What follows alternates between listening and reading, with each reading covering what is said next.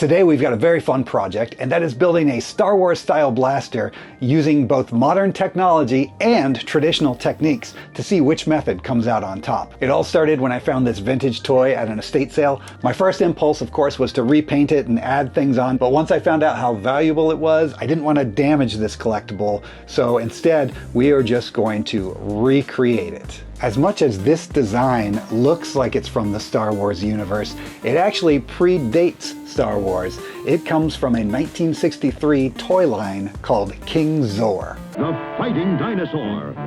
He's on a rampage. Aim your dinosaur gun. Quick, hit his tail. Fire! King Zor is fighting mad. This was originally, an injection mold toy. I do not have the ability to do an injection mold from home, but what I can do is I can make a silicone mold and I can pour resin in there. We have to start out by filling all the little gaps in our toy blaster with some clay so that the silicone doesn't leak into there and ruin the toy. So we just fill those with clay and then we use tools to kind of smooth them out, and this allows us to go into the silicone molding phase. When I'm working on a film and I know other people are going to be using my molds, I'll make it look pretty. But now I'm just working on a fun YouTube project. I'm building it in my garage. So largely I'm just using equipment that I have on hand, like this cardboard box that I'm now cutting up to use as the case for the mold. This was just a box from old CDs from my band. This is going to be a two-part mold that exists along the seam line of the toy blaster. So the first thing I'm going to do is put down a layer of clay, then we're going to push that blaster into the clay, and we're going to build up along the seam line there so that only the top half of the blaster is showing. You really want to spend some time to make sure your seam line is going to be nice and even. That way you get the best possible casting that you can from the mold. From there I'm going to use, it's just the end of a Sharpie, and I'm pushing that into the clay and I'm making registration marks. It's going to help the two sides of the mold come together and fit snugly. Now that the blaster is prepped for the first part of the mold, I'm going to mix up some silicone and pour it in there. The silicone is going to make an exact copy of all of the detail that we see on the blaster.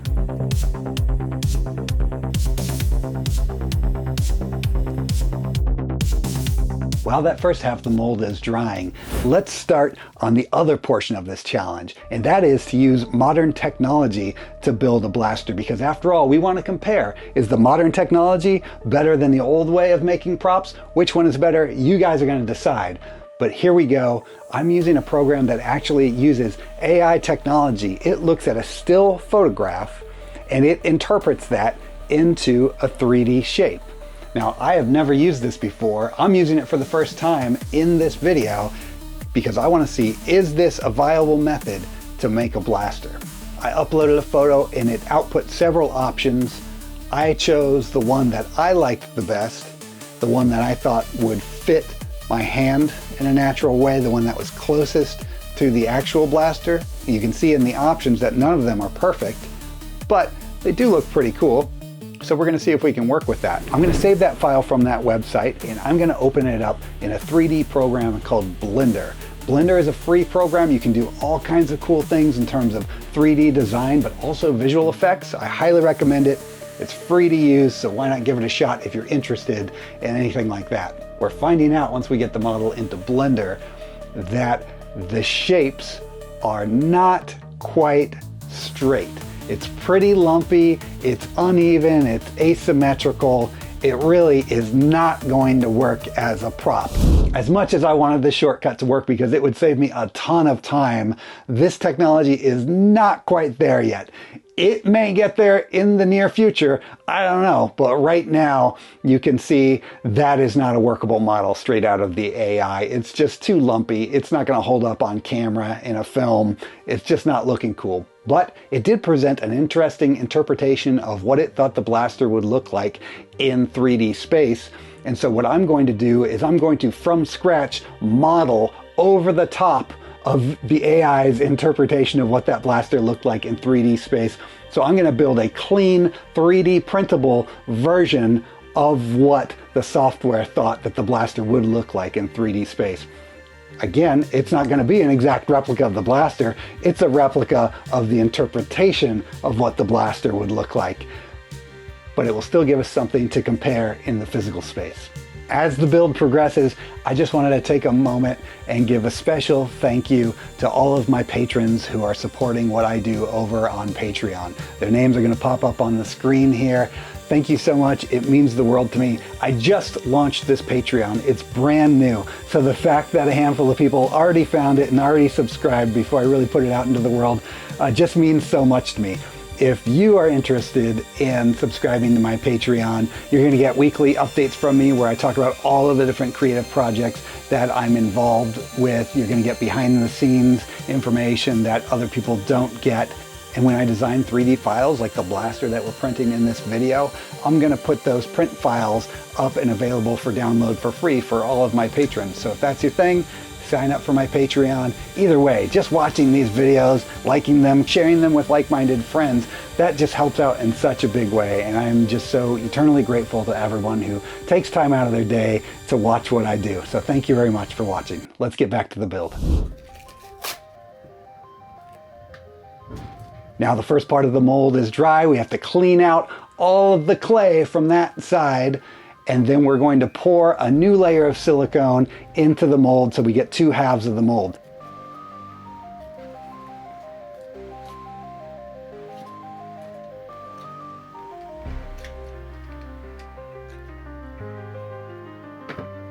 But of course, before you pour the second layer of silicone in there, you have to use a mold release. Otherwise, the two sides will stick to each other, and that is never fun.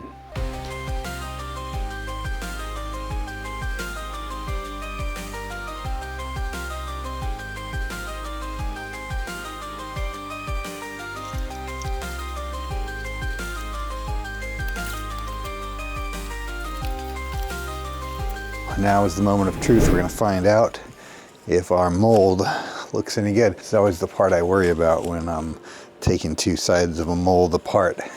Did I use the right amount of mold release?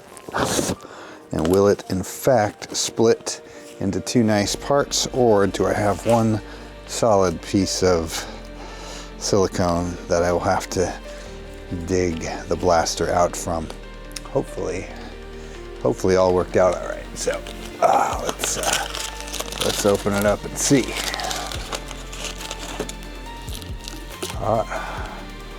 Looking pretty good so far.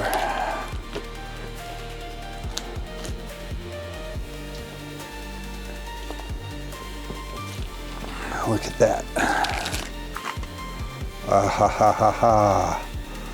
One side looking pretty clean. And we just got to pull the blaster out of here. Try not to damage the silicone at all on the way out. And yeah, that's still in great shape. And you know, the mold looks pretty good. Minimal cleanup will get us where we need to, and I think we're going to be able to cast up a blaster really soon.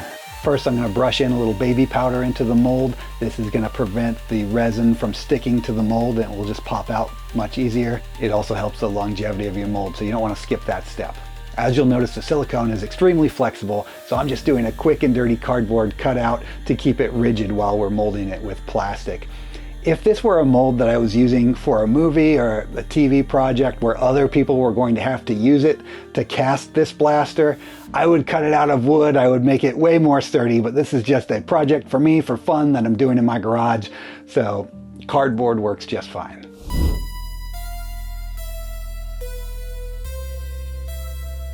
Now I'm taking the file that I designed in Blender and I'm bringing that into a slicer program. This program is going to slice up my model into very thin layers, and those will be the layers that the 3D printer uses to build it from the ground up. Now we send the blaster to the 3D printer, and here's where the chaos really begins, because one after another I'm just having print failure, print failure, print failure. So it's a lot of trial and error. I'm going back and trying different things. Is it the position of the blaster on the bed? Is it the way that the print is sticking to the bed? I have to try lots of different methods to troubleshoot this so I can figure out what the issue is. You might think that building a blaster isn't that accessible for you if you don't have the same supplies and equipment that I do, but where there's a will, there's a way. For example, I built this blaster here using $5 worth of parts from the dollar store. And if you want to find out how you can also do your own inexpensive blaster build, I'll be linking the video where I built this one at the end of this video. So because I have a lot of this material in stock, I'm going to be making this blaster out of a material called Task 14. And that's like a very hard rubber. I use it a lot for making stunt props, you know what I mean? A stunt knife, a stunt gun, anything that, is going to see some action in a film. Task 14 is great for that job. And I happen to have a lot on hand because I use it all the time making props. So we're going to cast this in the old Task 14. Prior to this build, I had snapped a belt on my 3D printer that allows the print head to move back and forth. And right before this build, I just replaced that belt, but I didn't tighten it properly. And that's what caused all of these failures. So it was a lot of back and forth, a lot of trial and error, but I finally got it running. Upon the recommendation of my friend Anthony, I decided to print out a small version of the blaster first just to make sure it was working before I wasted all the plastic to print the full version. And I finally came up with a successful print. Look at this tiny guy right here. It works. Now I know I'm safe to go ahead and print the full version, but this little version is so cool. I think I might finish this up too and make a blaster for my cat, William, because he would love to get his paws on something like this, and then we can have a blaster battle, right? Okay, let's try printing the full-size one now. I recently got to attend a toy show in Glendale, and although I did not find a King Zor blaster there, I did come across a Batman blaster from the 1960s, which was clearly made from the same mold. So just another case of toy companies reusing their molds for different products. I thought it was pretty cool. Back to the build. The resin should be all set up now. It's the next day. As you'll see, I made an absolute mess of my workstation. I had resin leaking out the bottom of the mold. Just really made a mess. I am not 100% confident that this casting is going to turn out. We're going to try pulling the casting out of the mold and see how it is. Hopefully it's in good shape and it's usable, and then we can move on. But if it's not, we are going to end up casting another one and rethinking that process. Let's find out how it is. Looks like there's a big wet puddle of resin, but this is actually all dry, so should just pop right up off of my mat, theoretically.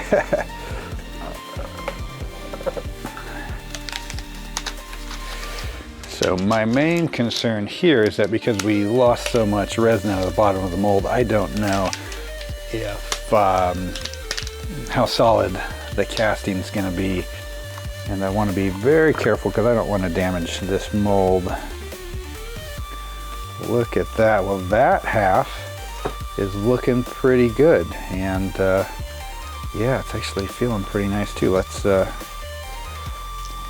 complete the removal. Already looks pretty cool though. I mean, it's kind of nice.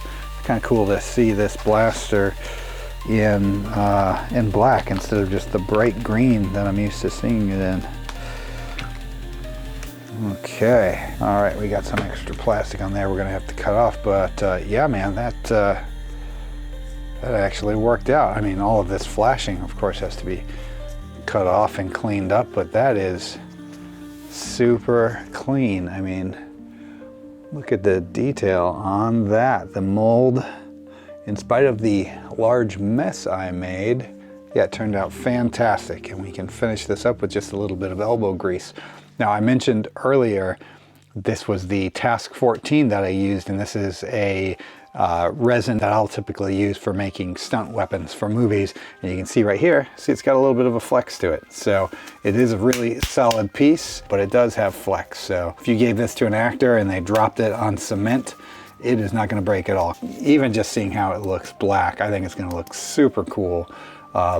when we paint it up and, you know, metalize it and maybe add on some little greeblies and such. Now, for comparison, check it out. The original versus the uncleaned up casting. Yeah, that's an exact replica. Turned out great. Really happy. 5 or 6 failed prints before I got to the successful little one. So this was a triumph. All right, and now after that succeeded, then I just printed the full-size one, which is right here. The printing is done. Now this is the fun part where we get to pull it off of the print bed and it makes all the satisfying noises. And then all of these little swirly things here, this is just a support structure. Without further ado, let's do this. Ooh, that just pulled off there really nicely. Yeah, look at this. You can get a good view of all of it. See, one of the support structures came off just right away. And we're just gonna go ahead and pull off the rest. You know, with this printer, and I really do love this printer, by the way, it's the Anycubic Cobra 2 Max. But I never had a printer that made these kind of support structures. Now, I know the support structures actually come from the software, but I just never experienced these weird swirly things like this. And actually, I was thinking that the shapes that these create would make really cool pieces of trees, or, you know, for dioramas and things like that. So I actually save those things when I break them off, and, you know, for future use, and because I just know someday I'm gonna come up with some cool ideas to use them. See, I mean, look at that. It's a nice little tree, right? Throw some leaves on there, ready to go. Or don't throw leaves on there and it's a dead tree, and that's more my speed. Anyway, bigger ones are the easier ones to pop off, and then as they get smaller, they get a little progressively harder. You want to make sure when you're popping these off too that you don't damage the actual print. Not too much chance of that on this guy because it's all big pieces, right? So,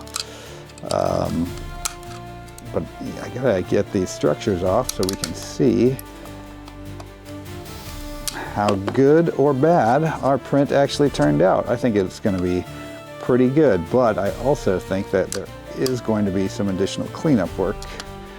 Well, that's no psychic prediction there. There is always additional cleanup work in 3D printing. The question is how much, not if. Okay, take a look at what we got here. We got a blaster made with the traditional techniques of molding and casting. Obviously an exact replica of the toy. And then we have the blaster using modern technology such as AI and 3D modeling and 3D printing. So similar, but they are different. Leave a comment below and let me know which one you prefer.